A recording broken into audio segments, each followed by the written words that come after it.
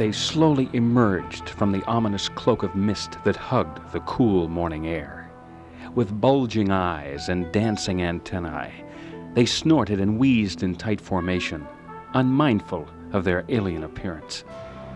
Were these visitors from outer space? No, not quite. This was the annual outing of the Arcane Auto Society. The Arcane Auto Society is exactly what its name implies.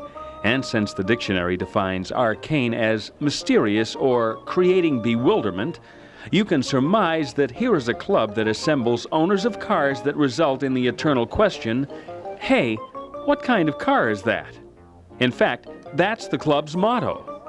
Here at Skeggs Point, just off Route 35 north of San Francisco, we met up with this motley melange of motoring misfits for their annual outing. The cars which soon lined the parking lot could best be described as what might have happened if the car had been invented by Pee Wee Herman. The Arcane Auto Society was founded, or confounded, in 1982 by three fellows from San Francisco who each owned rather unconventional cars. Paul and Greg Cowden, along with friend Tom DeJohn, decided they had the raw materials for a club, so they figured a day trip was a good way to get the ball rolling. Paul picks up the story from there. On that first run, we stopped at a garage sale. And we pulled off the side of the road in front of this guy's house, and we walked up to his garage, and he said, "Hey," he said, "what kind of cars are those?" And he was the one who handed us the first slogan, although we didn't think of it till probably a year later when we'd heard it about 30 times. Well, let's ask some of the members to tell us about their own personal contributions to the lunatic fringe. Let's begin with Paul. My car is the red 1950 Crosley wagon, station wagon behind me. I was raised in Dayton, Ohio, and Crosleys were made in Cincinnati, Ohio, which is about 50 miles down the road. So as a little kid, when I was about 5 years old or so, I recall seeing these cars. Once in a great while, I'd see one of them bouncing through traffic. And this is back in the early 50s, when you had these giant Hudsons and Mercurys and Cadillacs and stuff, and there was this little tiny Crosley in traffic, and they fascinated me. For what reason, I still don't know why, and I swore someday I'd own one. I have a 1964 Amphicar. It's a amphibious vehicle, a true off-road vehicle. It was made in Berlin in the early 60s. They made probably 3,000 of them total from beginning to end of production. And it's a gas. It's a terrible boat, it's a terrible car, but it does both of them.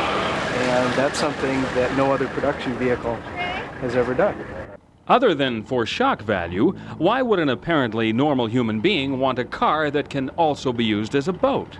I don't know. You know, we live in a flood zone, and so the joke was that we need an Amphicar, and said, well, let's just do it.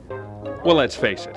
It's not every day that you see a three-wheeled, tandem-cockpit German Messerschmitt Roadster sharing curb space with a Crosley Hotshot, or a Baldy, or a red, white, and blue Fiat 600 on a flatbed truck, or a Citroën 2CV, which one automotive wag once proclaimed as the world's ugliest car. But the members of the Arcane Auto Society seem to thrive on the raised eyebrows and puzzled head shakes that have become part of their daily existence. In fact, being perceived as mad as a hatter is taken as a compliment. I like the attention that we get when we drive into some place, that people gather around and say, "What the hell kind of car is that?" Well, that's a 1961 Fossil Vega. And that's a 1950 Riley 2.5-liter Speedster. Only 500 of those cars were made. And there's your basic Crosley chassised kit car. And according to the owner, only 28 of those custom bodies were ever built. Asking some of these arcane autophiles what they like most and least about their iconoclastic iron resulted in the usual responses. There's something adventurous about a car that's 30 years old. You know, it's sort of like, God, I got there. They're terrible to drive. Most of these cars are out of production now for good reason. Well, that may be, Craig, but right now, it's time to fire up this heady herd of restless bizarre mobiles that look as if they might have been designed after an all-night keg party and will rinse away the bland aftertaste of carbon copy motoring. We're going to climb aboard Todd Manoff's 1923 Model T Speedster and bust loose from those cloying, clinging chains of convention. And with the wind singing in our ears and the late-day sun darting between the trees, we'll be left to answer that haunting question that has forever eluded the grasp of mankind's greatest intellects. Hey, what kind of car is that?